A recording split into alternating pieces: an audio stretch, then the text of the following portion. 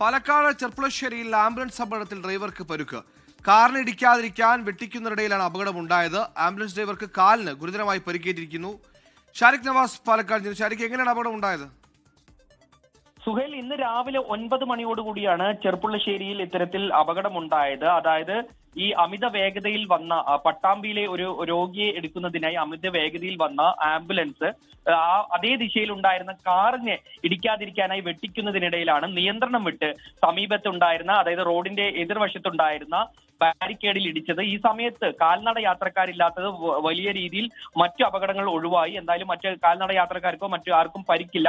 എന്തായാലും ആംബുലൻസ് ഓടിച്ചിരുന്ന ഡ്രൈവർക്ക് കാലിന് ഗുരുതരമായി പരിക്കേറ്റിട്ടുണ്ട്. ഇയാളെ ഉടനെ തന്നെ സമീപത്തെ ആശുപത്രിയിൽ എത്തിച്ചിട്ടുണ്ട്. ഇയാൾ ചികിത്സ തേടി. എന്തായാലും അദ്ദേഹത്തിന്റെ കാലിന് ഗുരുതരമായി പരിക്കേറ്റിട്ടുണ്ട് എന്നാണ് നമുക്ക് ലഭിക്കുന്ന വിവരം. കാറിന് ഇടിക്കാതിരിക്കാൻ വെട്ടിച്ചപ്പോഴാണ് ഇത്തരത്തിൽ വലിയ രീതിയിൽ അപകടം ഉണ്ടായത്. സുഹൈൽ, ശരി, ഷാരിഖ് നവാസ് ആണ് വിവരങ്ങൾ നൽകിയത്.